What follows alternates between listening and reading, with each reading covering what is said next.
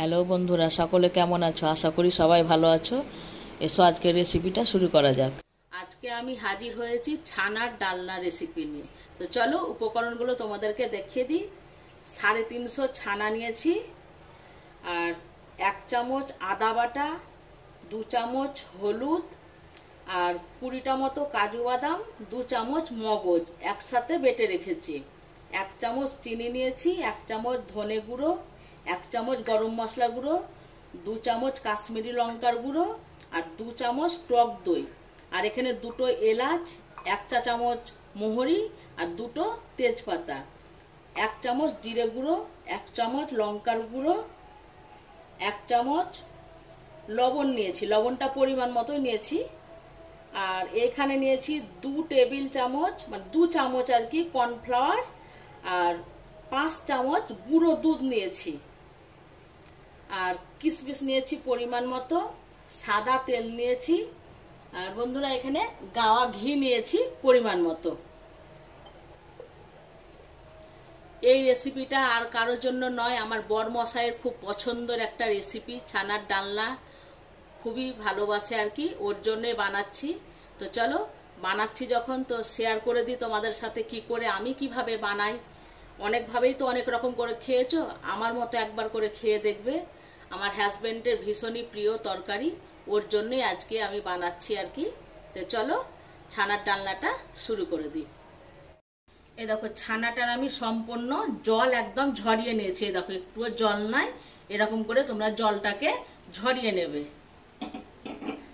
দিয়ে হাত দিয়ে দিয়ে এমনি করে ভালো করে করে একদম মেখে নেবে, এরকম করে। একটুও যেন গোটা ভাবটা না থাকে, একদম এরকম করে মেখে নেবে। ছানাটা ভালো করে আগে হাত দিয়ে আমি মেখে নিলাম। দিয়ে এবার ওর মধ্যে আমি যে কর্নফ্লাওয়ার আর গুঁড়ো দুধটা একসাথে রেখেছিলাম ওইটা ছানার মধ্যে দিয়ে দিচ্ছি।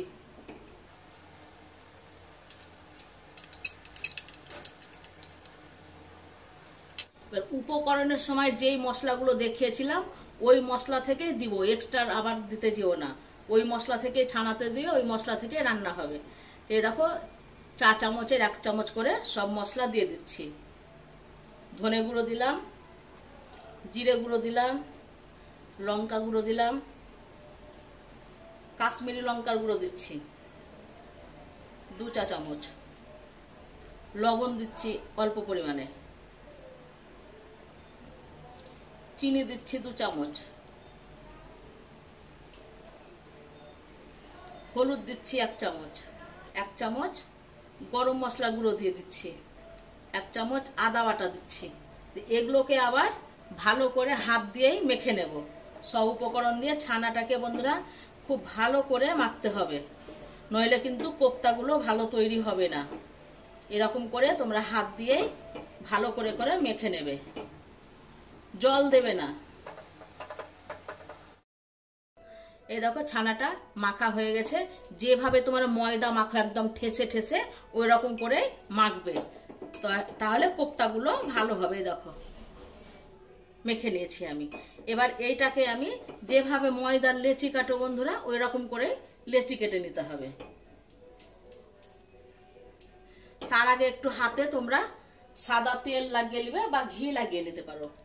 আমি একটু সাদা তেল লাগিয়ে নিলাম। যেভাবে ময়দার মানে লুচির আর কি লেচি কাটো এরকম করে লেচি কেটে নিতে হবে। এ দেখো তোমরা যে যেমন সাইজ করবে, আমি এরকম করে নিচ্ছি। এ দেখো দিয়ে হাতের তালুতে এভাবে করে নিয়ে গোল করে নেবে, এরকম করে এরকম করে গোল করে দিয়ে একটু চ্যাপটা করে দেবে। ঠিক আছে, চ্যাপটা করলাম এভাবে, বুঝতে পারছো? এই দেখো দিয়ে এই মিডিলটা একটু আঙুল দিয়ে একটু এরকম করে গর্ত করে নেবে। দিয়ে একটা কিশমিশ দিয়ে দেবে এর মধ্যে, এরকম করে কিশমিশ দিয়ে দেবে। দিয়ে এটাকে পুরো বন্ধ করে দেবে। দিয়ে আবারও ভালো করে হাতের সাহায্যে গোল করে নেবে। দিয়ে এরকম করে একটু চাপটা করে দেবে।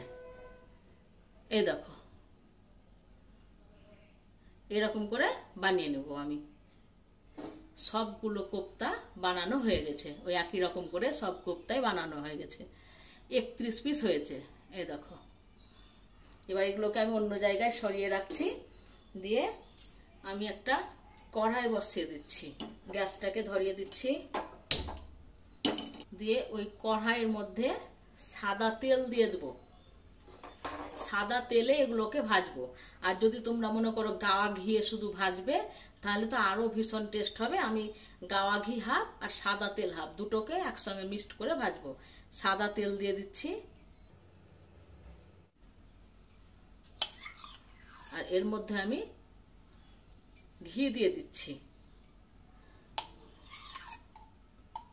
2 চামচ ঘি দিয়ে দিলাম। তেল আর ঘিটাকে আমি গোটা কড়াইয়ের গায়ে এরকম করে বুলিয়ে দিচ্ছি। এটা ভাজার সময় গ্যাসটাকে মিডিয়াম করে ভাজবে, নয়তো এক পিঠ পুড়ে যাবে। আর খুব গরম করতে হবে না, অল্প গরম হলে এগুলো ভেজে নিতে হবে। আমি এখন গ্যাসের আঁচটাকে কমিয়ে দিচ্ছি। দিয়ে এবার এগুলোকে আমি কোপ্তাগুলোকে একটা একটা করে দিয়ে ভেজে দিচ্ছি।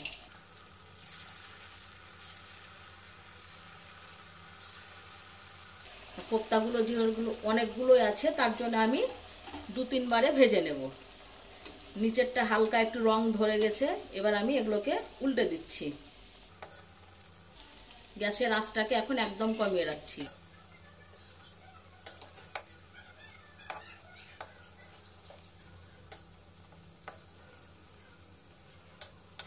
এরকম করে এপিট ওপিট রং ধরে গেলে তুলে নিতে হবে।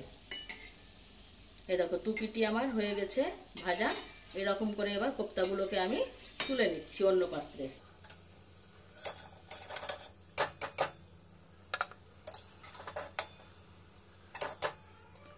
ব্যাপার হচ্ছে রান্নাতে কি কি মশলা দিচ্ছি, কতটা পরিমাণে দিচ্ছি, কোনটা আগে পরে দিচ্ছি, এটাই ফলো করো, তবে হবে। এরকম করে সমস্ত কোপ্তাগুলোকে আমি ভেজে নিয়েছি। এবার আমার এতটা তেলের প্রয়োজন নাই, এতটা তেল লাগবে না, তার জন্য আমি এই তেলটাকে অন্য জায়গাতে আমি তুলে নিচ্ছি। গ্যাসের আঁচটাকে কমিয়ে কমিয়ে ভাজবে। এই দেখো একটা বাটির মধ্যে আমি জল নিয়ে নিয়েছি। দিয়ে যে কোপ্তাগুলো আমি ভেজে রাখলাম ওই কোপ্তাগুলোকে আমি এই জলের মধ্যে দিয়ে দেব। এই জলের মধ্যে দিয়ে দিচ্ছি। সব কোপ্তাগুলোকে জলের মধ্যে দিয়ে দেবো। জলটা তোমরা পরিমাপটা বুঝেই নেবে, মানে যতটা পরিমাণে জল আর কি লাগবে ততটা পরিমাণে দেবে। খুব একদম বেশি জলে ডুবিয়ে দেবে না। এই দেখো যে কোপ্তাগুলো আমার সব ভাজা হয়ে গেছে ওই কোপ্তাগুলোকে আমি একটা বাটির মধ্যে জল নিয়েছি। দিয়ে জলের মধ্যে কোপ্তাগুলোকে আমি ভালো করে ডুবিয়ে নিয়েছি। তে 3-4 মিনিট জলে ডুবিয়ে রাখবো, এরকম করে ভালো করে ভিজিয়ে রাখবে। এই দেখো কোপ্তাগুলো আমি 3-4 মিনিট জলে ভিজিয়ে রেখেছিলাম। দিয়ে এইভাবে আবার জল থেকে থালাতে উঠিয়ে রেখেছি। ওই তেলের মধ্যে আমি 2টো তেজপাতা, 2টো এলাচ আর 1 চামচ মৌরি দিয়ে দিচ্ছি। 2-1 সেকেন্ড এটাকে ভেজে নেব। 2-1 সেকেন্ড ভেজে নিয়েছি। দিয়ে ওই তেলের মধ্যে আমি আদা বাটা দিয়ে দিচ্ছি।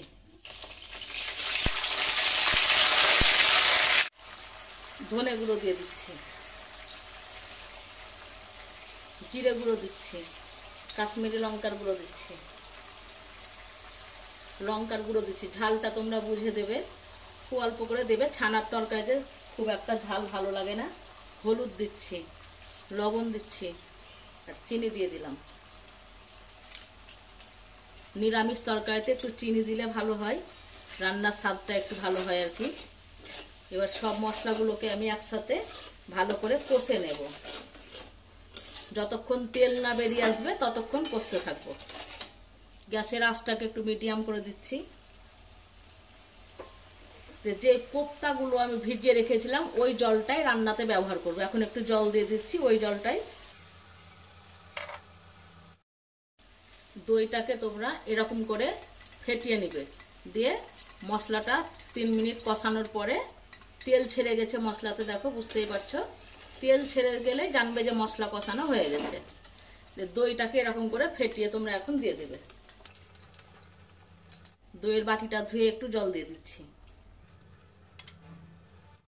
2-3 মিনিট কষানো হয়ে গেছে। এবার সে ছানার একটু বন্ধু জল ছিল, ওই জলটা আমি এখন দিয়ে দিচ্ছি। আর মগজ আর কাজু বাদাম বেটে রেখেছিলাম ওটাও দিয়ে দিচ্ছি। বাটি ধুয়ে একটু জল দিচ্ছি। গ্যাসের আঁচটাকে এবার একটু কমিয়ে দেব, দিয়ে মশলাটা কষতে থাকবো।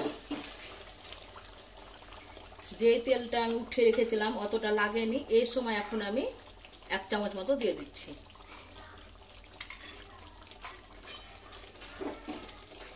তোমরা আমার মতো করে একবার বানিয়ে দেখবে, আশা করছি তোমাদের ভালোই লাগবে এরকম করে।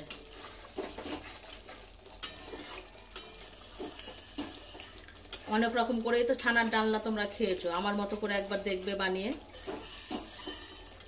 যে জামাইগুলো আছে একদিনে তো ষষ্ঠী করে তার চলে যাবে না, 2 দিন থাকবে নিশ্চয়।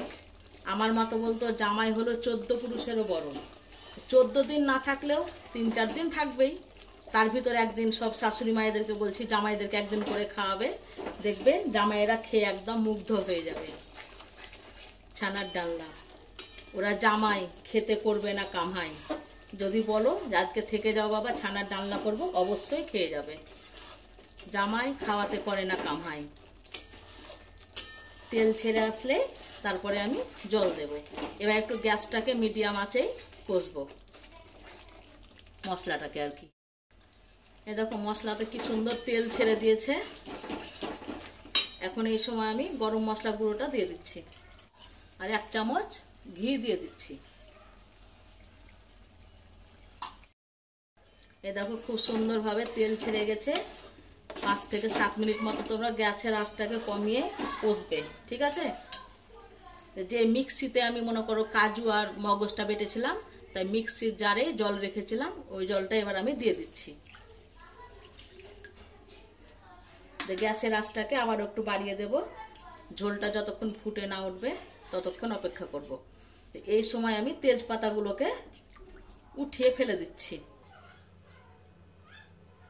আর একটু জল লাগবে মনে হচ্ছে, কেন কোপ্তাতে খুব ঝোল টেনে নেয়, আবার খুব টানবেও না, যেহেতু আমার জলে ভেজানো ছিল। তো তোমরা মাপটা বুঝে দেবে। এ দেখো ঝোলটা ফুটে উঠেছে। এবার এই সময় আমি গ্যাসের আঁচটাকে আবারও কমিয়ে দিচ্ছি। এই সময় কোপ্তাগুলোকে সব দিয়ে দিচ্ছি, দিয়ে একটু ঝোল ঝোল করেই বন্ধুরা নামাবে, নয়তো সব ঝোল টেনে নেবে একবারে। কোপ্তাতে যাই হোক একটু ঝোলটা বেশি টেনে নেয়। 4 থেকে 5 মিনিট মতন ফুটিয়ে নেব, দিয়ে নামিয়ে নেব। এই দেখো হয়ে এসেছে ছানার ডালনা। আমি যেইভাবে করলাম ওই রকম করে করবে। আর ছানার কোপ্তাগুলো ভেজে বন্ধুরা অবশ্যই তোমরা জলে 3 থেকে 4 মিনিট ভিজিয়ে রাখবে, তারপরে জল থেকে তুলে নেবে।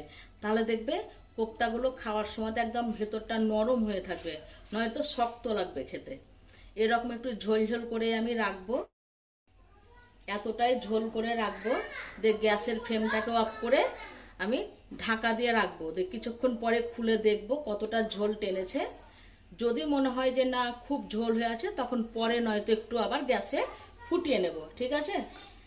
তাহলে আজকের মতো চললাম বন্ধু, আবার আসবো অন্য আরেক দিন। এখন আমি এটাকে ঢাকা দিয়ে রেখে দেব, গ্যাসের ফ্লেমটাকে অফ করে। চলো ঢাকনা খুলে দেখে নিই কেমন হয়েছে।